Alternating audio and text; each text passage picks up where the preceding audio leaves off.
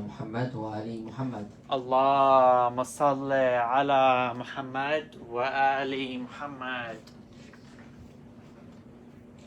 السلام عليك يا أبا عبد الله وعلى الأرواح التي حلت بفنائك. عليك مني سلام الله أبدا ما بقيت وبقي الليل والنهار، ولا جعله الله آخر العهد مني لزيارتكم. السلام على الحسين وعلى علي بن الحسين وعلى أولاد الحسين وعلى أصحاب الحسين وعلى أخيه أبو الفضل العباس وأخته الحوراء زينب ورحمة الله وبركاته. Assalamu alaikum wa rahmatullahi wa barakatuh, dear brothers and sisters, and to the viewers online. Inshallah, tonight we'll be speaking about the importance of youth in society, especially today, how important it is for a youth, somebody who is of my age, to start learning Islam at a young age. Now, as we know, many youth today في الجالية خاصة اليوم الشباب في منهم ضايعين ما بيعرفوا دينهم. Many of the youth today, for example, as I just stated, in the community especially, they're lost. And when I say lost, I mean they don't know what they want to do with their life. They don't know their religion. They don't know their deen. There's some of them who are maybe 17 or 18 years old and they don't know how to pray. Obviously, somebody should have learned how to pray at the age of maybe 12 or 13. That's when it becomes wajib for a man to start praying. Some of them are 5+ years older than that and they still don't know how to pray. Some of them are doing things way before their age. For example, the school system today. There's many children today that smoke. There's many children today that do bad things. And nobody talks to them about it. Nobody tells them anything. During the time of Imam al-Hussein alayhi salam, when somebody was a youth, that was their golden age. That was their golden years. And inshallah, in a little bit, we'll mention a few hadiths from the Holy Prophet Muhammad sallallahu alayhi wa sallam. اللهم صل على محمد وآل محمد وعجل فرجهم. That state, why Allah subhanahu wa ta'ala loves those who start at a young age. Now, as I stated, during the time of the Holy Prophet Muhammad sallallahu alayhi wa sallam, somebody who was very young at the time, somebody by the name of Ali, Imam Ali alayhi salam, would always stay by the side of the Holy Prophet. Even at a young age, when the Holy Prophet used to go to Ghar Hira, the cave of Hira, and that's where sometimes the messages would come down onto him. Imam Ali alayhi salam was always by his side. They state some days it was 2 or 3 days at a time, sometimes maybe longer. Imam Ali alayhi salam was always by his side. When Imam al-Hassan alayhi salam was born, or when Imam al-Hussein alayhi salam were born, they say the Holy Prophet always used to take them with him to the mosque with him. And they always used to stand by his side, pray by his side. Where are we seeing this today? Today, like I stated, people are 14, 15 and older and they don't know how to pray. في بعض الشباب اليوم ما بيعرفوا مصيبة شهر محرم، ما بيعرفوا مصيبة عاشوراء. And how is that possible, especially in this community where during the holy month of Muharram you turn left, you see a mosque, you turn right, you see a mosque. How is this possible? What can be a fix that we can do today that could help us further the message of Islam? Now, I've been mentioning it for almost 5 or 6 days now. There's many ways today you can reach Allah subhanahu wa ta'ala. There's many ways today you can reach the message of the Holy Prophet Muhammad sallallahu alaihi wasallam. This phone that you see in my hand, there's endless possibilities with it. If you go on your phone and you search Imam al-Hussein, or you search up Karbala, or you search up Muharram, any search that you search up, it will pop up the tragedy that happened. If you search up Islam, it will teach you all about Islam. Obviously, you gotta know the right sources, but in a general way, it will teach you about Islam. So how come today's society is not going towards this path? How come today's society would rather spend their time on social media or spend their time spending all day on games? It's because it's more pleasing to them. It's more pleasing to them. When somebody opens their social media and they see somebody famous and they're living life and they're doing this and they have endless amounts of money and it seems like 24/7 their life is all fun and games, that obviously attracts somebody. And who does it attract the most? It attracts the youth. Those who are not that wise, those who don't know the truth of life, it will attract them easily. That is why somebody must have something to turn to. Somebody must have something that they can always rely upon. What is something they can always rely upon? Islam. I stated it 2 days ago. Allah subhanahu wa ta'ala treat him as a friend. Allah subhanahu wa ta'ala is one person who will never turn away from you. Allah subhanahu wa ta'ala دائما Allah subhanahu wa ta'ala موجود. إذا مثل ما قلت دائما إذا نيتك تكون سليمة Allah subhanahu wa ta'ala بيساعدك. Allah subhanahu wa ta'ala بيكون موجود. If your niyyah is pure, if your intention is pure, Allah subhanahu wa ta'ala will be by you. Now obviously there's some people that say Islam is too hard. It's the hardest of religions. For example, you gotta pray 5 times a day. How can I do that? That's too hard. Or during the holy month of Ramadan, I have to fast for 30 days. That's too hard. My brothers and sisters and to the viewers online, this is how Imam al-Mahdi Ajjallahu ta'ala Farjahu Sharif will be able to find his true servants, will be able to find his true helpers, by those who when hardship fall upon them, they don't turn away or they don't get scared. For example, we are speaking about the holy month of Muharram, and we are speaking about the youth, we are speaking about the shabab. Sayyidah Zainab alayhi salam, did she not have 2 sons who were just the age of 13 and the other was 11? Did she not have 2 sons who went into the battlefield and sacrificed their life for the religion of Islam? She did. What should that tell you? That the sky is the limit. There's nobody that can say, oh, I'm too young, I don't want to go and do it. If somebody is 13 and if somebody is 11 and they're risking their life for Islam, then you can't say that, oh, it's too early for me, I can't do it, or I'm too young. صلوا على محمد وآل محمد. اللهم صل على محمد وآل محمد. وعجل فرجهم. The Holy Prophet Muhammad sallallahu alayhi wa sallam says, learning something during one's youth is like engraving it in stone, and learning something when one is old is like writing it on the surface of water.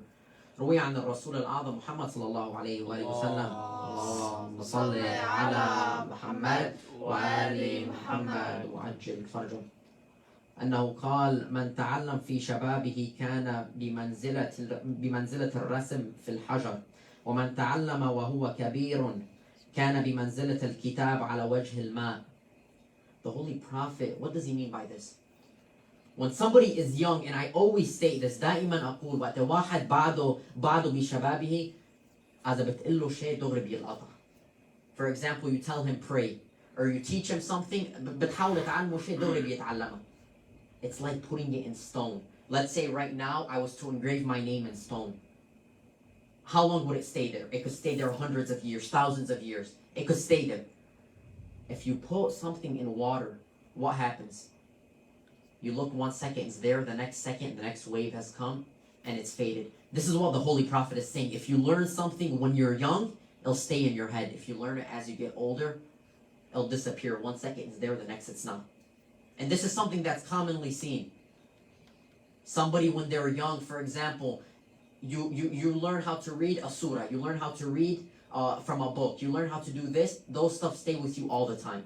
For example, right now, there's stuff that I learned 7 or 8 years ago when I first started reading the Holy Quran. I memorized maybe the last 25 surahs, the last small surahs, about 25 of them. Right now, if you were to ask me to recite them, I'd be able to recite them perfectly. Why? Because I learned them from a young age. It's engraved in my head. I repeated them and repeated them and repeated them, and my brain was quickly able to it was like a magnet. Right away, it got attracted to me.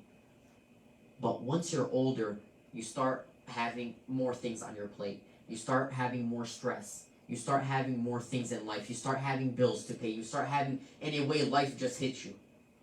You're not going to be able to remember these things. You're not going to be able to put as much time needed to perfect these things. Do it when you're young. Do it when you're young, do it when you're young. Once you're young, you have nothing on your plate. A 12 or 13-year-old, what does he have to do in his day? Most 12 or 13-year-olds today have nothing in their day. Especially during this time, especially during the 2 years ago when COVID passed, everybody had free time. But especially the youth, even today, when they're 12 or 13 years old, what do they have to do in their daily life?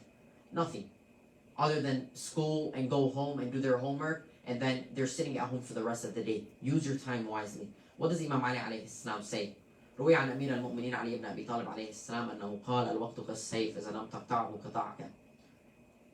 What is also has a time limit? Your youth. Your youth has a time limit. Even though your youth might seem endless or your life might seem endless, your youth has a time limit. How long can you stay young? How long can you have this much free time where you have nothing to do in your daily life other than do as I please? How long will that last? It won't last as long as you think. And all of us are proof of that. One day you look at somebody, they're this tall. The next day you look at them, they're this tall. Time is flying. Time is passing by.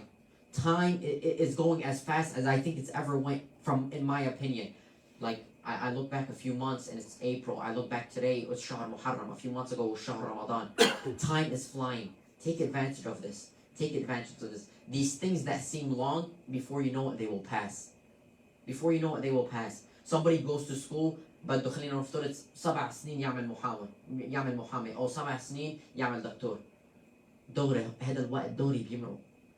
These 7 or 8 years, right away they will pass. So even though the time may seem long or it may seem like a journey, the time will pass. And if you stay with Allah subhanahu wa ta'ala, Allah subhanahu wa ta'ala will guide you. Sallu ala Muhammad wa ali Muhammad. اللهم صل على محمد وآل محمد. وعجل فرجهم. Imam Ali alayhi salam also says, take the initiative in your youth before your old age and your health becomes all illness.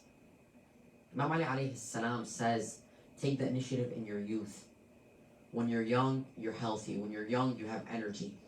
When you're old, what happens? Every few seconds you say, my back hurts, my leg hurts, I'm sick, I can't do this, I can't do that. When you're young, you're healthy. When you're young, you have unlimited energy, as some say.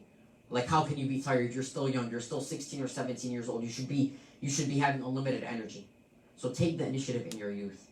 As we know today, for example, a lot of the young brothers and sisters today, they don't see the beauty of Islam. They don't see the beauty of religion. Why?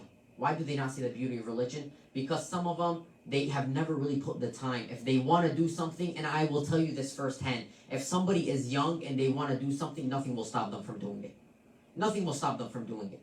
If they want to go somewhere, let's say you want something. You're still 13 or 14 years old. This might be very common among those who are old in age, but especially when you're young. You want something. You want a new phone. You want a new shirt. You want new shoes. You want a new car. You want something like this. Not a new car, obviously. You're still very young. But a new shirt, a new shoes, new pants, new whatever, new phone, new game, whatever. You ask your parent for it one day. They said, "We'll see." You ask them it the second day. They say, "We'll see." The child will continue asking and asking and asking and asking and asking. Why? Because they want it.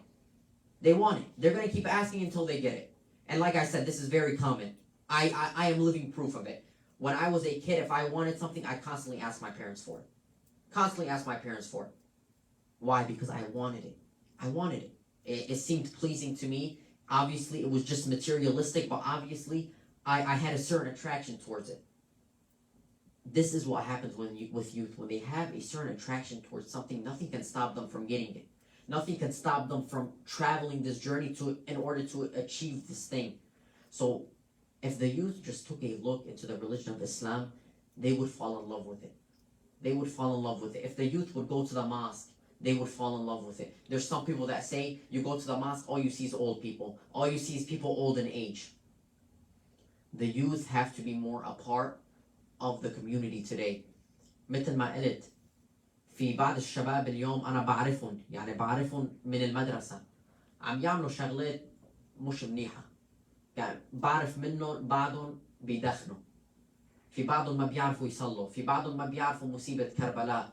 في بعضهم ما بيقروا قرآن. في بعضهم ما بيقروا أدعية. مفروض اليوم الشباب عمره 17 18 سنة يعرف مصيبة أبا عبد الله الحسين عليه السلام، يعرف كيف يصلي. ما صار الصلاة واجب عليه من وقت اللي هو عمره 13 سنة. من وقت اللي صار بالغ صار الصلاة واجب عليه. يعني مفروض وقت واحد عمره 17 أو 18 سنة مفروض يعرف كيف يصلي. It's very, very important. As I stated, yes, some might say, okay, they're not attracted to the mosque. They're not attracted to religion. How is that affecting them? It's affecting them, but they don't know it. Once they're 17 or 18, they've been baligh for almost 5 years. That's 5 years of wajib acts that they did not take part in. Who's making up those acts for them? Who's making up those prayers for them? Who's making up those fasts for them? This is why I always say it's very, very important when a child is young for him to start learning. What does the Holy Prophet Muhammad sallallahu alayhi wa sallam say? اللهم صل على محمد وآل محمد. روي عن الرسول الأعظم محمد أنه قال: لعب صبع علم صبع وصاحب صبع. The Holy Prophet Muhammad says, for the first 7 years of their life, let them play. The next 7 years of their life, teach them. علم صبع, teach them for the next 7 years of their life. And for the next 7, be their friend. Now, obviously, when a child is from when he is born to the age of 7, obviously, if you try teaching him something, it might be very, very hard to teach him. But from 8 to 14, that's when a child is, if I want to call it, at his prime years. Whatever you try teaching him, it's going to be a lot easier. The next 7 become his friend. This is the Holy Prophet Muhammad sallallahu alaihi wasallam speaking. We must take these words and, in a way, ingrain them in our mind. It's very, very important that a child at a young age learns. For example, me and my family. When we were young and even till now, our father would teach us how to pray, how to read Surah Al-Fatiha. If you ask me, when did you learn Surah Al-Fatiha, I'll tell you, I don't know. Because truly, I don't know when I learned Surah Al-Fatiha. Just like it was engraved in my head. If you ask me, when did I learn Surah Al-Ikhlas, I tell you, I don't know. It just like one day I woke up and I knew how to pray. Why? Because I was young at the time. It's engraved in my head, but I don't even know how I learned it. So yes, learning at a young age is so much better for the soul. It's much better for the mind. It's much better for your mental health, where you can learn and take your time with it. You can learn and make mistakes. You can learn and there's not somebody running after you where you have to learn it, and there's a time limit on you. That's not how it is when you're young. When you're young, you have as much free time as you'd like, and you can do as you please with your time. Use this time and take the initiative to use it for something beneficial. Sallu ala Muhammad wa ali Muhammad. اللهم صل على محمد وآل Muhammad wa ajil farajum. There's a hadith from Imam al-Mahdi ajjallahu ta'ala farajahu al-sharif, in which he states, my companions, when I return, my companions will all be youth. They will all be youth. So if Imam al-Mahdi alayhi salam is saying the youth will be his companions, it should tell you how knowledgeable and how important companions are in today's world. As I stated when I first begun, there was 2 youth who were very, very special. 2 of them that had a huge relation to Imam al-Hussein alayhi salam and the Sayyida Zainab alayhi salam. These 2 youth were just boys. One of them the age of 13 and the other the age of 11.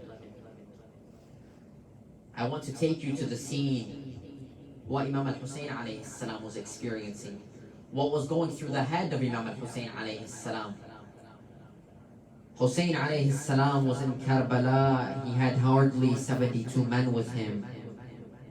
They are not all grown-up adults. Some of Hussein's men are children. Aoun and Muhammad, Sayyida Zainab's young sons, are there. Aoun is only 13 and Muhammad is only 11. Tonight we commemorate the death of these 2 children, Aoun and Muhammad.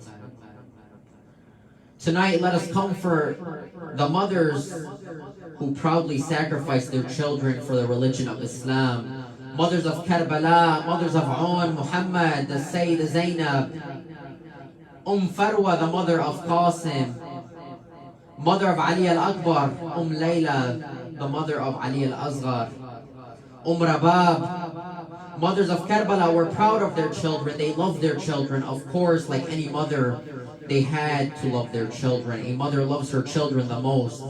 Why then did the mothers of Karbala let their children die in Karbala? They let them die because they knew Hussein was on the right path. They knew their sacrifices would help Islam and save them from the fire of hell. Mothers of Karbala squashed their motherly love and sacrificed their children for Hussein, for Islam. How can we forget the mothers of Karbala? Days and nights of Muharram unfolded on the land of Karbala. The night of the 9th of Muharram came, a very tragic night and the last night of the martyrs of Karbala. No one in Hussein's camp slept on the Ashura night. Men spent the whole night praying, reciting du'as and the Holy Quran. Mothers of Karbala were preparing their children. The next day was the day of Ashura, the day of the battle of Karbala. What were the mothers telling their children? To be careful, to hide and save their life? No, they were telling their children to sacrifice their life. They were telling them to die. Didn't they love their children? Of course they did. They had the heart of a mother. They were proud of their children. They loved their children very much. Then why? Why were they telling their children to sacrifice their lives to die? Because they knew Hussein was on the right path. Because they knew their sacrifice would save Islam. Because they knew Allah subhanahu wa ta'ala would be pleased with them. Now let us listen to what the mothers of Karbala were telling their children on the night of Ashura. Layla is with her son Ali al-Akbar alayhi salam, telling him, my darling son Ali al-Akbar, tomorrow is the day of the battle. My son Ali al-Akbar, remember your life is not more important than the life of your father. Your father's life will be in danger tomorrow. My darling, don't hesitate to give your life to protect your father's life. Rabab is with her baby Ali al-Asghar, Abdullah al-Radi'. My baby Asghar, I wish you were a young man. I would have sacrificed your life to save your father's life. Farwa is with her son Qasim. Qasim, my son, my darling. If your father was alive today, he would have sacrificed his life first. My darling, don't embarrass me in front of your father on the day of judgment. Qasim, my son, do not hesitate to sacrifice your life to protect your uncle's life.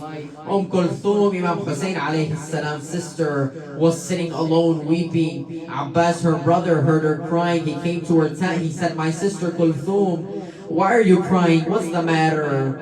She said, Abbas, tomorrow is the day of the sacrifice. I have no children to sacrifice. He said, my sister Kulthum, don't cry.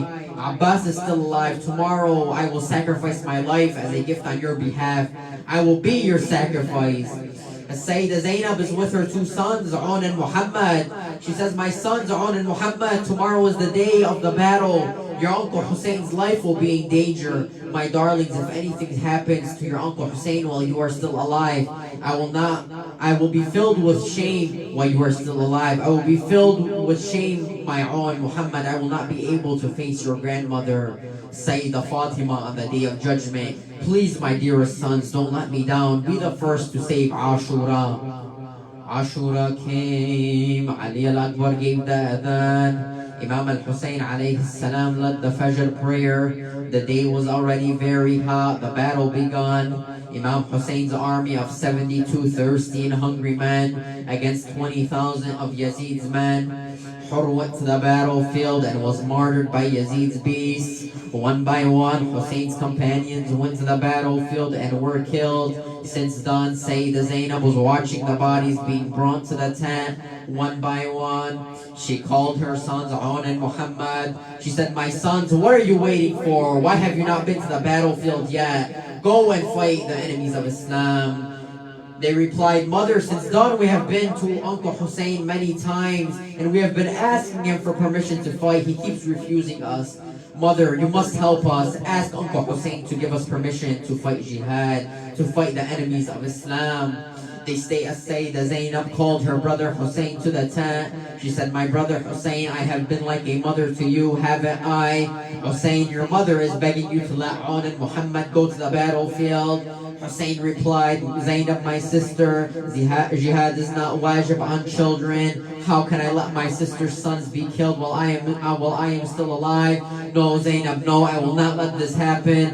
Hussein, my brother, if Ali al-Akbar dies before On and Muhammad, how will I be able to face my mother on the day of judgment? My brother, I will be filled with shame. Please, brother, let them go. Hussein saw the disappointment on Zainab's eyes. Her eyes were filled with tears. Hussein put his arms on and Muhammad and led them to their horses. He kissed them and helped them mount their horses. He said, go and show those beastly men that you have the blood of Ja'far and Ali in your veins. On and Muhammad looked at their mother and said, Fi amanillah, mother, fi amanillah. Zainab replied, Fi amanillah, my sons. On and Muhammad rode out to the battlefield. They fought bravely together. They were the grandsons of Ja'far and Ali. They pushed the enemies back. Abbas and Hussein watched the two brothers fight so fiercely despite being thirsty for 3 days. Abbas, who had trained On and Muhammad in the art of sword fighting, was filled with pride. Umar ibn Sa'd, lanatullah alayh, got worried. He ordered his soldiers to separate the two brothers and then attack them from all sides. On and Muhammad were separated. Each one was then surrounded by Yazid's soldiers. The two brothers were attacked by horsemen running from one side to another. On and Muhammad were attacked with spears, swords, spears and daggers from all sides. How can two young children, how much can they take, thirsty and hungry for 3 days? As they fell, they called out for their uncle, Uncle, come quickly, Uncle, come and help us. They stayed. Hussein and Abbas rushed to the battlefield. The children were wounded. They were taking their last breaths. They said, Uncle, give our salam to our mother. Uncle, please tell our mother that just as she had told us, we did not go towards the river. Imam Hussein and Abbas carried the two young bodies to the tent. Ali al-Akbar alayhi salam began to cry out, said, my brothers On and Muhammad have been killed. Zainab heard the cry from her tent. She did not cry. She laid her prayer rug and performed a sajda. Said, Ya Allah, I thank you for accepting my sacrifice. Ya Allah, I am proud of my two sons who have given their life for Islam. On and Muhammad's bodies were laid on the floor. The ladies gathered around. They cried. They began to yell, Ya On, Ya Muhammad. They say Zainab did not cry. She was happy Allah subhanahu wa ta'ala accepted the sacrifice of her two children.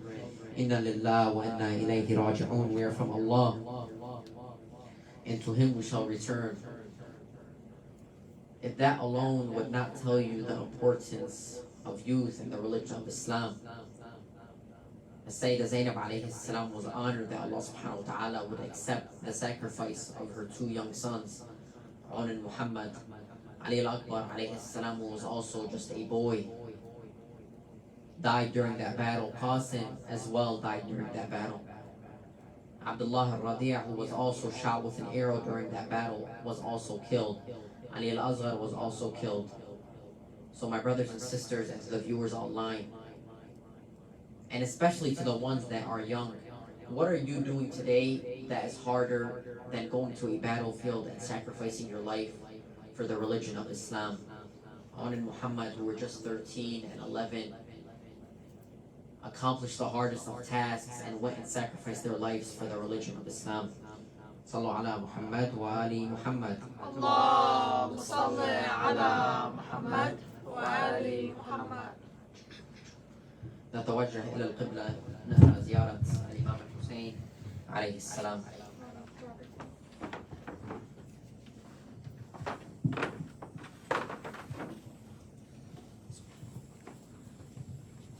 السلام عليك يا ابن رسول الله. السلام عليك يا ابن أمير المؤمنين. السلام عليك يا ابن صديقة الطاهرة فاطمة الزهراء سيدة نساء العالمين. السلام عليك يا مولاي يا أبا عبد الله ورحمة الله وبركاته. أشهد أنك قد أقمت الصلاة وآتيت الزكاة وأمرت بالمعروف ونهيت عن المنكر وتلوت الكتاب حق تلاوته وجاهدت في الله حق جهاده وصبرت على الأضحى في جنبه محتسبا حتى أتاك اليقين. وأشهد أن الذين خالفوك وحاربوك والذين خاذلوك والذين قتلوك وقد خاب من افترى لعن الله الظالمين لكم من الأولين والآخرين وعليهم العذاب الأليم. أتيتك يا مولاي يا ابن رسول الله زائرا عارفا بالحقيقة مواليا لأوليائك مستبصرا بالهدى الذي أنت عليه فاشفع لي عند ربك. وصلى اللهم على محمد وعلى آل بيته الطيبين الطاهرين. اللهم صل على محمد وآل محمد. Inshallah, during this holy month, and especially during the holy month of Muharram, we must pay our salams to Imam al-Mahdi Ajjallahu Ta'ala Farjahu al-Sharif. So inshallah, we will read Dua al-Hujjah. اللهم كن لوليك الحجة ابن الحسن صلواتك عليه وعلى آبائه في هذه الساعة وفي كل ساعة وليا وحافظا وقائدا وناصرا ودليلا وعينا حتى تسخنه أرضك توعا وتمتعوا فيها طويلا برحمتك يا أرحم الراحمين. وصلى اللهم على محمد وعلى أهل بيته الطيبين الطاهرين. اللهم صل على محمد وآل محمد. As we know, on this holy month, especially on this holy month, the family of Imam al-Hussein alayhi salam was starving and thirsty for multiple days. For 4 days before the battle of Karbala, they were thirsty and did not have a drop of water. As we know, there are similar cases happening around the world today. There are many youth, there are many people today suffering from hunger and thirst. We keep these people in our prayer. There are many suffering from sickness and disease. We keep these people in our prayer always. Allahumma ishfa' kulli mareed, Allahumma ishfa' kulli ja'ih. We repeat these words as often as we possibly can. As I stated, my brothers and sisters, and to the viewers online, it is very, very important during this holy month to get us close to Allah subhanahu wa ta'ala. Inshallah, we will conclude with saying Amman yujibul مضطر إذا دعا ويكشف السوء أمن يجيب المضطر إذا دعا ويكشف السوء أمن يجيب المضطر إذا دعا ويكشف السوء أمن يجيب المضطر إذا دعا ويكشف السوء أمن يجيب المضطر إذا دعا ويكشف السوء أمن يجيب المضطر إذا دعا ويكشف السوء أمن يجيب المضطر إذا دعا ويكشف السوء أمن يجيب المضطر إذا دعا ويكشف السوء أمن يجيب المضطر إذا دعا ويكشف السوء أمن يجيب المضطر إذا دعا ويكشف السوء. رحم الله من قرأ سورة الفاتحة مسبوقة بذكر الصلاة على محمد وآل محمد. اللهم